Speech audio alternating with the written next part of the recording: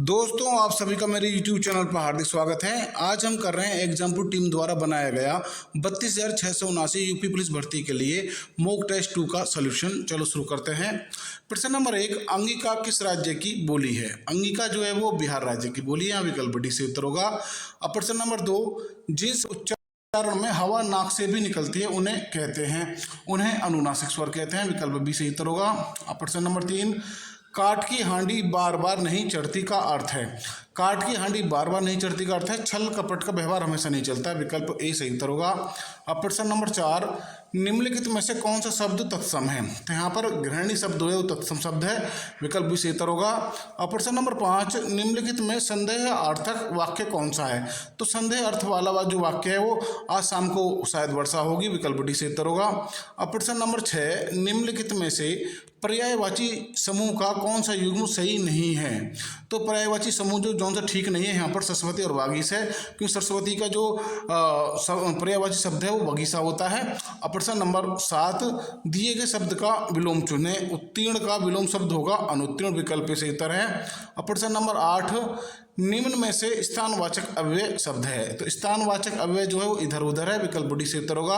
अब प्रश्न नंबर 9, अब अभय और उभय शब्द युग्म का सही अर्थ है? अभय का जो होता है जिसको भय ना लगे यानी निर्भय, और उभय का होता है दोनों होते हैं। विकल्प सही उत्तर हो जाएगा। अब प्रश्न नंबर 10, जाति रंग अक्षर की शब्द के अनेकार्थी हैं? ये वर्ण शब्द के अनेकार्थी हैं। विकल्प डी से उत्तर हो जाएगा। प्रश्न नंबर 11, अनेक शब्दों के लिए एक शब्द का चयन कीजिए जिसे टाला ना जा सके, उसे हम अनिवार्य कहते हैं। विकल्प डी से उत्तर हो जाएगा। अब प्रश्न नंबर 12, निम्नलिखित में वाक्य के शुद्ध रूप का चयन कीजिए। तो शुद्ध रूप जो हमें वाक्य जो शुद्ध है वो चयन करना है। तो शुद्ध वाक्य को मैं गाने का अभ्यास करता हूँ। विकल्प सी सही उत्तर होगा। अब प्रश्न नंबर 13, सही वर्तनी वाले शब्द का चयन करें। सही वर्तनी वाला जो शब्द होगा यहाँ पर अनुमूलित होगा। विकल्प सी सही उत्तर हो जाएगा। अब प्रश्न नंबर 14, निम्नलिखित में से कौन सा शब्द भाववाचक संज्ञा नहीं है? तो भाववाचक संज्ञा नहीं है वो यहाँ पर शब्द होगा सज्जन। विकल्प सी से उत्तर हो जाएगा। अब प्रश्न नंबर 15, वह बहुत अच्छा लड़का है मैं वह कौन सा सर्वनाम है? ये संबंधवाचक सर्वनाम है। हाँ, विकल्प सी से उत्तर हो जाएगा। अब प्रश्न नंबर 16, निम्नलिखित वाक्य में कौन सा कारक है हिमालय पर्वत से गंगा निकलती है? तो यहाँ अपादान कारक हो जाएगा। विकल्प सी, क्योंकि यहाँ अलग हो रहे हैं, से यूज हो रहा है से का, तो यहाँ अपादान कारक हो जाएगा। अब प्रश्न नंबर 17, किस शब्द का प्रयोग सदा बहुवचन में होता है? तो यहाँ पर प्राण का हमेशा बहुवचन में प्रयोग होता है। अब प्रश्न नंबर 18, निम्न में से कौन सा शब्द स्त्रीलिंग है? तो यहाँ पर जो स्त्रीलिंग शब्द है वो भाषा है। यहाँ विकल्प बी से उत्तर होगा। अब प्रश्न नंबर 19, कर्म वाच्य में प्रधान होता है? कर्म वाच्य में जो प्रधान होता है वो हमेशा कर्म होता है। विकल्प डी सही उत्तर होगा। अब प्रश्न नंबर 20, निम्नलिखित में से किस वाक्य में अकर्मक क्रिया है? अकर्मक क्रिया होते हैं जो बिना कर्म की होती है, अकर्मक क्रिया कहलाती हैं। तो यहाँ पर पानी बरस रहा है वह अकर्मक क्रिया है। विकल्प सी। अब प्रश्न नंबर 21, वह खा रहा था मैं खा रहा था कौन सा काल है? देखो वह खा रहा है, इसमें खाना होता है, कोई अभी वाक्य पूर्ण नहीं हुआ है तो यहाँ अपूर्ण भूत होगा। यहाँ विकल्प बी सही उत्तर हो जाएगा। अब प्रश्न नंबर 22, अध्यक्ष शब्द में कौन सा उपसर्ग है? अध्यक्ष में जो उपसर्ग होगा वो अधि होगा। विकल्प पे सही उत्तर हो जाएगा। अब प्रश्न नंबर 23, श्री कामता प्रसाद गुरुजी के अनुसार विराम चिन्हों को किस भाषा से लिया हुआ माना जाता है? तो श्री कामता प्रसाद गुरुजी ने अंग्रेजी भाषा से इन्हें लिया हुआ माना है। यहाँ विकल्प बी सही उत्तर है। अब प्रश्न नंबर 24, सही संधि विच्छेद वाला विकल्प है? तो सही संधि विच्छेद यहाँ पर ढूंढना है तो अति प्लस अधिक जो है वो अत्यधिक वाला हो जाएगा। सही संधि विच्छेद यहाँ विकल्प सी सही उत्तर हो जाएगा। अब प्रश्न नंबर 25, सप्तऋषि में समास है? देखो सप्तऋषि में यानी 7 ऋषि, सप्त माने 7 ऋषि, तो यहाँ पर कौन सा समास हो जाएगा? यहाँ पर समास हो जाएगा द्विगु समास। विकल्प बी से बी जो सही उत्तर होगा। अब प्रश्न नंबर 26, जो भाव मन में केवल अल्पकाल तक संचरण करके चले जाते हैं उन्हें कहा जाता है, उन्हें संचारी भाव कहा जाता है। विकल्प सी सही उत्तर हो जाएगा। अब प्रश्न नंबर 27, किस छंद का प्रथम व अंतिम शब्द एक सा होता है? तो कुंडलियों का प्रथम व अंतिम शब्द जो है वो एक जैसा होता है। यहाँ विकल्प सही उत्तर है। अब प्रश्न नंबर 28, पी पर पात सरिस मंडोला में मन क्या है? मन क्या है? मन है उपमेय। यहाँ विकल्प ए सही उत्तर हो जाएगा। अब प्रश्न नंबर 29, अरे यायावार रहेगा याद किसके द्वारा रचित यात्रा व्रत है? अरे यायावार रहेगा याद जो है वो सच्चिदानंद हीरानंद वासान द्वारा रचित यात्रा व्रत है। यहाँ विकल्प बी जो है वो सही उत्तर हो जाएगा। अब प्रश्न नंबर 30, पौं चरऊ किसकी रचना है? पौं चरऊ जो रचना है वो स्वयंभू जी की है। हाँ विकल्प सी सही उत्तर है। अब प्रश्न नंबर 31, गोस्वामी तुलसीदास की रचना कवितावली किस भाषा की रचना है? तो यह है ब्रज भाषा में लिखी है। यहाँ इन्होंने विकल्प बी जो सही उत्तर हो जाएगा।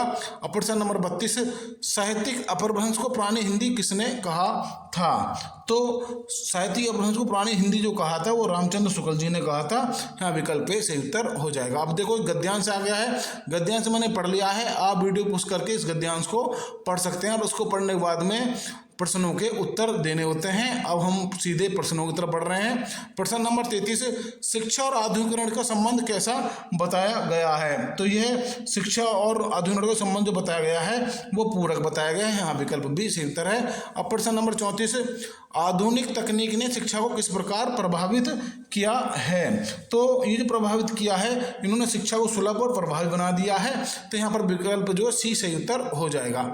अब प्रश्न नंबर 35, निम्न में से कौन सा साधन आधुनिक शिक्षा का हिस्सा है? तो आधुनिक शिक्षा का जो हिस्सा है वो स्मार्ट बोर्ड है। विकल्प बी सही उत्तर हो जाएगा। अब प्रश्न नंबर 36, आधुनिकीकरण का एक नकारात्मक प्रभाव क्या है? तो यहाँ पर नकारात्मक प्रभाव पूछा है। तो एकाग्रता की कमी जो नकारात्मकता का प्रभाव है, यहाँ पर विकल्प सी सही उत्तर होगा। प्रश्न नंबर 37, गद्यांश के अनुसार का क्या आवश्यक है? गद्यांश के अनुसार जो आवश्यक है शिक्षा और आधुनिकीकरण में संतुलन आवश्यक है। यहाँ विकल्प सी सही उत्तर होगा। प्रश्न नंबर 38, सर अब देखो यहाँ से सामान्य ज्ञान के प्रश्न स्टार्ट हो गए हैं। अब प्रश्न नंबर 38, सरदार स्वर्ण सिंह समिति ने जब मौलिक कर्तव्यों के विषय में सिफारिश की तब कौन सी राजनीतिक पार्टी सत्ता में थी? तब जो भारतीय राष्ट्रीय कांग्रेस जो थी वो सत्ता पार्टी में थी। यहाँ विकल्प ए सही उत्तर हो जाएगा। प्रश्न नंबर 39, भारतीय संविधान का अनुच्छेद 243 अनुच्छेद की किस विशेषता से संबंधित है? तो यह पंचायत की अवधि से संबंधित है। यहाँ विकल्प डी सही उत्तर हो जाएगा। प्रश्न नंबर 40, उस कमीशन का नाम बताइए जो 1928 में भारतीय संवैधानिक प्रणाली के सुधार के लिए भारत आया था। तो वो जो कमीशन था वो साइमन कमीशन था। यहाँ विकल्प डी जो है वो सही उत्तर हो जाएगा। अब प्रश्न नंबर 41, किस वर्ष बंकिम चंद्र चट्टोपाध्याय ने आनंदमठ उपन्यास लिखा था? तो बंकिम चंद्र चट्टोपाध्याय जी ने आनंदमठ उपन्यास जो लिखा था 1882 में लिखा था। यहाँ विकल्प सी सही उत्तर होगा। अब प्रश्न नंबर 42, उस भारतीय शासक का नाम जिसने पुर्तगाली यात्रा वास्को डी गामा का कालीकट में स्वागत किया था? तो भारतीय शासक जो था वो जुमोरिन था जिसने वास्को डी गामा का स्वागत किया था। विकल्प सी सही उत्तर है। अब प्रश्न नंबर 43, निम्नलिखित मानकों में से हरिकेन द्वारा क्षति मापन के लिए किसका उपयोग किया जाता है? इसके मापन के लिए सेफिर सिम्पसन मापक का यूज किया जाता है। विकल्प सही उत्तर होगा। अब प्रश्न नंबर 44, अंडमान तथा निकोबार द्वीप समूह में सबसे ऊंची चोटी कौन सी है? तो सबसे ऊंची चोटी जो सैंडल चोटी है। यहाँ विकल्प सी सही उत्तर है। अब प्रश्न नंबर 45, कृष्णा नदी पर अलमट्टी बांध किन राज्यों के बीच विवाद का विषय था? तो ये जो विवाद था वो कर्नाटक और आंध्र प्रदेश के बीच का विवाद था। यहाँ विकल्प सी सही उत्तर होगा। अब प्रश्न नंबर 46, फिएट मनी का सबसे अच्छा उदाहरण क्या है? तो फिएट मनी का सबसे अच्छा उदाहरण है वो सरकारी मुद्रा नोट और सिक्के हैं। विकल्प बी सही उत्तर होगा। अब प्रश्न नंबर 47, हाल ही में 16वें वित्त आयोग का अध्यक्ष किसे नियुक्त किया गया है? तो 16वें वित्त आयोग का अध्यक्ष जो हाल ही में नियुक्त किया गया है वो अरविंद पनगड़िया जी को नियुक्त किया गया। विकल्प बी सही उत्तर होगा। अब प्रश्न नंबर 48, भारत में मुद्रा प्रिंटिंग प्रेस कहाँ स्थित है? भारत में मुद्रा प्रिंटिंग प्रेस जो है वो नासिक में स्थित है। यहाँ विकल्प सही उत्तर है। अब प्रश्न नंबर 49, अदृश्य निर्यात का क्या अर्थ है? अदृश्य निर्यात का जो अर्थ है वो सेवाओं का निर्यात है जो दिखाई नहीं देती है। यहाँ विकल्प बी सही उत्तर है। अब प्रश्न नंबर 50, वर्तमान में उत्तर प्रदेश का कौन सा जिला ई पेंशन पोर्टल शुरू करने वाला राज्य का पहला जिला बना है? तो वो जो पहला जिला बना है वो लखनऊ जिला बना है। यहाँ विकल्प डी सही उत्तर है। अब प्रश्न नंबर 51, पेनिसिलिन का मुख्य स्रोत क्या है? पेनिसिलिन का जो मुख्य स्रोत है वो कवक है। यहाँ विकल्प बी सही उत्तर है। अब प्रश्न नंबर 52, बिजली के बल्ब का तंतु किसका बना होता है? वो टंगस्टन का बना होता है। विकल्प सी सही उत्तर होगा। अब प्रश्न नंबर 53, पासी नृत्य किस समुदाय और क्षेत्र से जुड़ा हुआ है? ये अवध क्षेत्र और पासी समुदाय से जुड़ा हुआ है, विकल्प सही उत्तर होगा। प्रश्न नंबर 54, ककोरा मेला जिसे रोहलखंड का मिनी कुंभ भी कहा जाता है, कहाँ लगता है? ककोरा मेला जो लगता है वो बरेली में लगता है, यहाँ विकल्प भी सही उत्तर है। अब प्रश्न नंबर 55, ऑप्टिकल फाइबर केबल में डेटा किस रूप में यात्रा करता है? ये प्रकाश के रूप में यात्रा करता है और सबसे ज़्यादा स्पीड से करता है, यहाँ विकल्प भी सही उत्तर है। अब प्रश्न नंबर 56, साइबर सुरक्षा में उस लक्षित हमले को क्या कहते हैं जहां हैकर किसी विशिष्ट समूह जैसे किसी कंपनी कर्मचारी द्वारा अक्सर देखी जाने वाली वैध वेबसाइट को मेलवेयर से संक्रमित कर देता है? तो उसे हम वंडरिंग हॉल अटैक कहते हैं, यहाँ विकल्प भी सही उत्तर है। और प्रश्न नंबर हम बढ़ रहे हैं 57 की तरफ। मानवाधिकार संरक्षण अधिनियम 1993 के वैधानिक प्रावधानों के तहत राज्य मानवाधिकार आयोग SHRC अपनी वार्षिक रिपोर्ट किसे सौंपता है? तो ये अपनी वार्षिक रिपोर्ट जो सौंपता है वो राज्य सरकार को सौंपता है, यहाँ विकल्प सी सही उत्तर होगा। अब प्रश्न नंबर 58, आतंकवादी संगठन अल शबाब जो अक्सर बम विस्फोटों और अपहरण के लिए चर्चा में रहता है, मुख्य रूप से किस अफ्रीकी देश में सक्रिय है? तो ये सोमालिया देश में सक्रिय है, यहाँ विकल्प सही उत्तर है। अब प्रश्न नंबर 59, चीन की किस बहुउद्देश्यीय messaging social media mobile payment app को अक्सर चीन का एवरीथिंग ऐप कहा जाता है, किसे कहते हैं? तो ये जो होगा वो वीचैट को कहते हैं, यहाँ विकल्प सी सही उत्तर होगा। अब प्रश्न नंबर 60, स्वच्छता और सफाई के इतिहास को समर्पित अपनी तरह का एक अनूठा सुलभ international museum of talents Bharat के किस शहर में स्थित है?